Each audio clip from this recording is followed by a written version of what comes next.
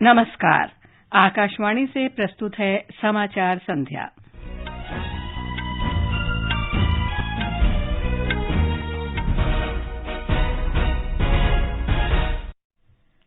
प्रधानमंत्री नरेंद्र मोदी कल फ्रांस और संयुक्त अरब अमीरात की यात्रा पर रवाना होंगे।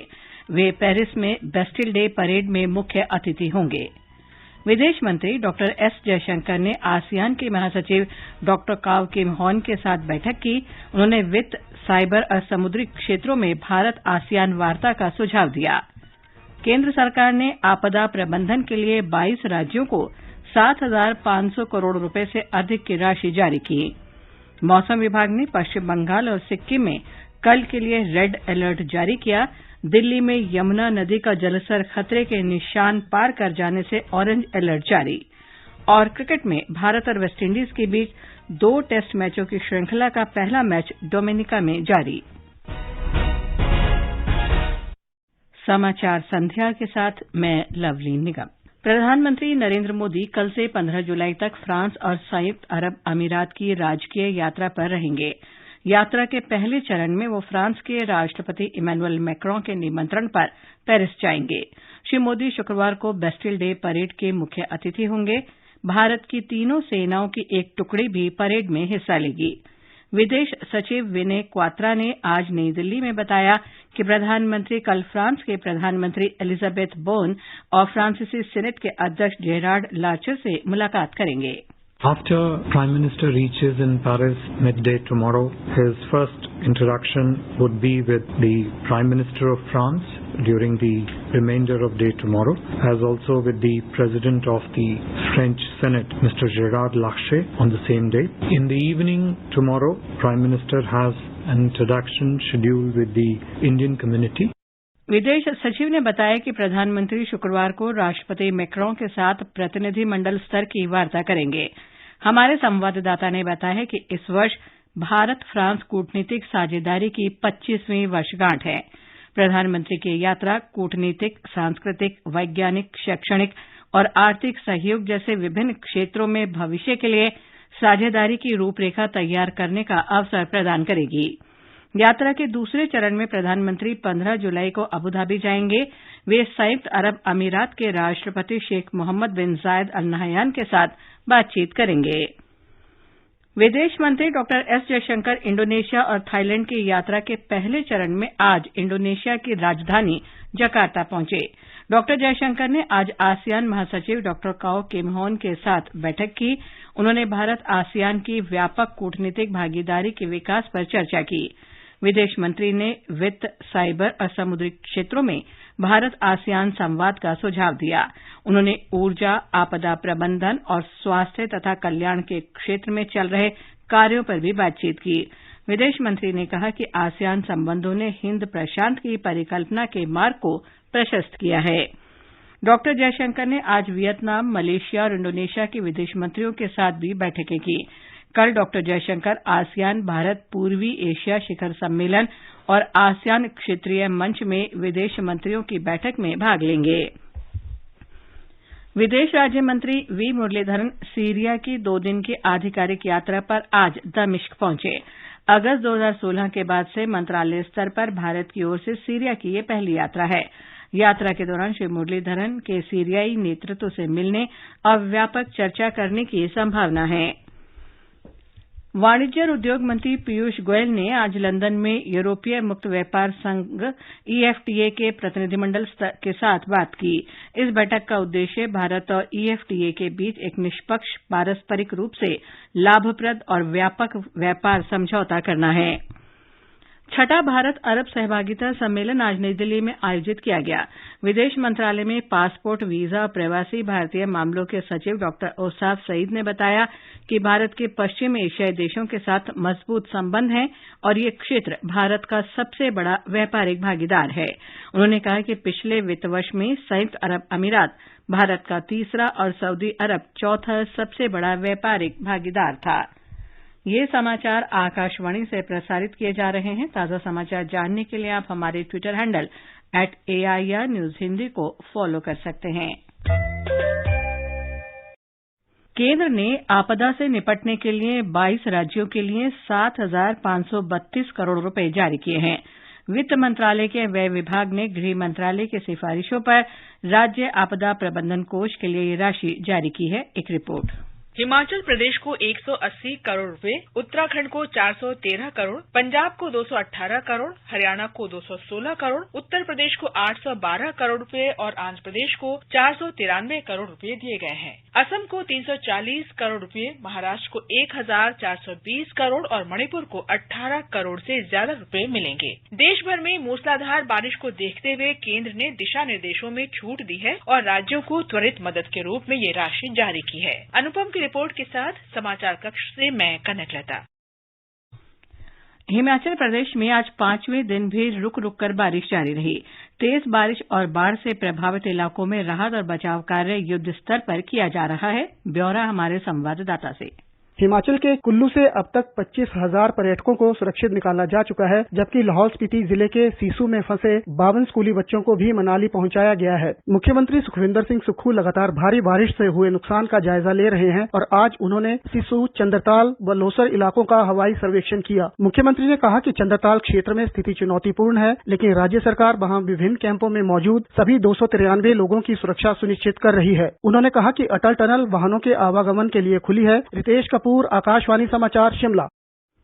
उत्तराखंड से हमारे संवाददाता ने खबर दी है कि गढ़वाल और कुमाऊं क्षेत्र के पहाड़ी इलाकों में तेज बारिश और भूस्खलन के कारण सामान्य जनजीवन प्रभावित हुआ है।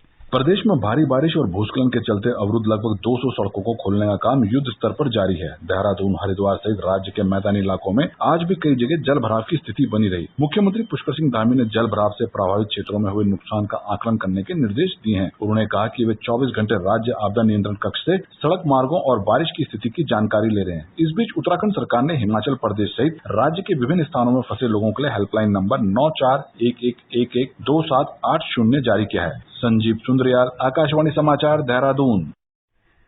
हरियाणा के मुख्यमंत्री मनोहर लाल खट्टर ने आज तेज वर्षा और जल भराव से प्रभावित जिलों का हवाई सर्वेक्षण किया। पिछले कुछ दिनों से बारिश से जुड़ी विभिन्न घटनाओं में राज्य में 10 लोगों की मौत हो गई है। श्री खट्टर ने प्रत्येक मृतक के परिजन को 4-4 लाख रुपए मुआवजा देने की घोषणा की।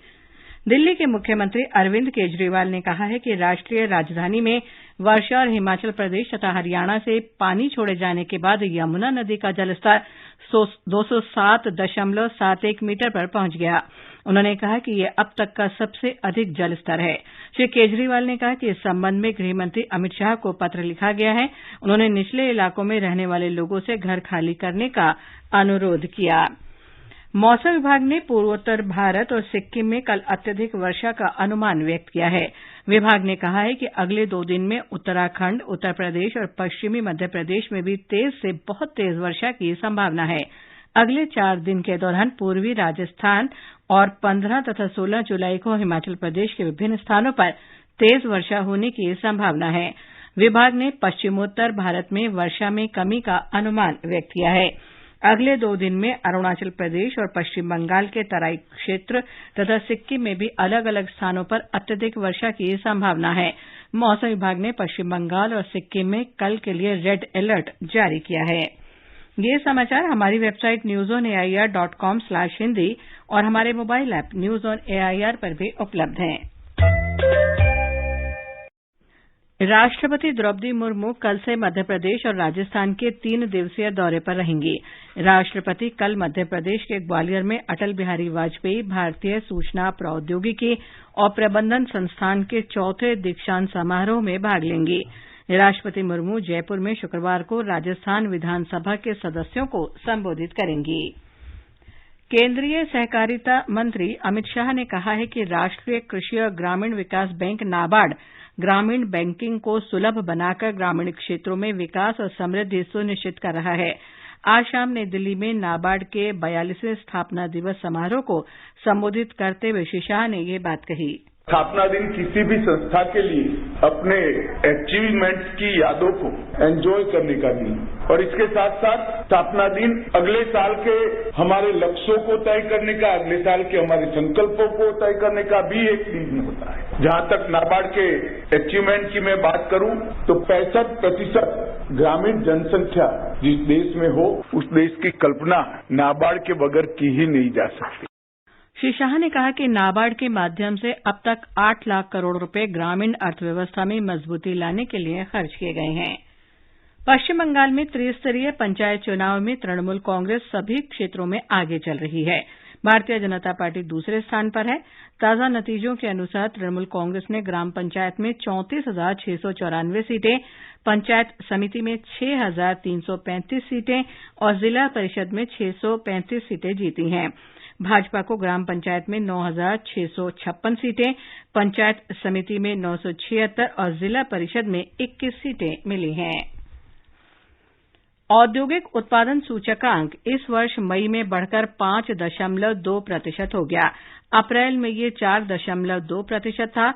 सांख्यिकी और कार्यक्रम कार्यान्वयन मंत्रालय के अनुसार इस अवधि में विनिर्माण क्षेत्र में उत्पादन 5.5% और खनन क्षेत्र में उत्पादन 5.8% रहा। और अब आर्थिक जगत की अन्य खबरों के साथ हैं विशाल शर्मा। बॉम्बे स्टॉक एक्सचेंज का सेंसेक्स आज 224 अंक की गिरावट से 65,394 पर बंद हुआ। नेशनल स्टॉक एक्सचेंज का निफ्टी भी 55 अंक फिसलकर 19,384 पर आ गया। अंतरबैंक विदेशी मुद्रा बाजार में रुपया डॉलर के मुकाबले 12 पैसे मजबूत होकर 82 रुपए 25 पैसे प्रति डॉलर के स्तर पर बंद हुआ और अंतर्राष्ट्रीय बाजार में ब्रेंट कच्चा तेल $79.90 प्रति बैरल के आसपास कारोबार कर रहा था। भारत और मेजबान वेस्टइंडीज के बीच 2 मैचों की टेस्ट श्रृंखला का पहला मैच डोमिनिका के रोसो में खेला जा रहा है। वेस्टइंडीज ने टॉस जीतकर पहले बल्लेबाजी करते हुए ताजा समाचार मिलने तक 2 विकेट पर 39 रन बना लिए हैं। अंत में मुख्य समाचार एक बार फिर। प्रधानमंत्री नरेंद्र मोदी कल फ्रांस और संयुक्त अरब अमीरात की यात्रा पर रवाना होंगे। वे पेरिस में बेस्टिल डे परेड में मुख्य अतिथि होंगे। विदेश मंत्री डॉक्टर एस जयशंकर ने आसियान के महासचिव डॉक्टर काव किम हॉन के साथ बैठक की। उन्होंने वित्त, साइबर और समुद्री क्षेत्रों में भारत आसियान वार्ता का सुझाव दिया। केंद्र सरकार ने आपदा प्रबंधन के लिए 22 राज्यों को 7,500 करोड़ रुपए से अधिक की राशि जारी की।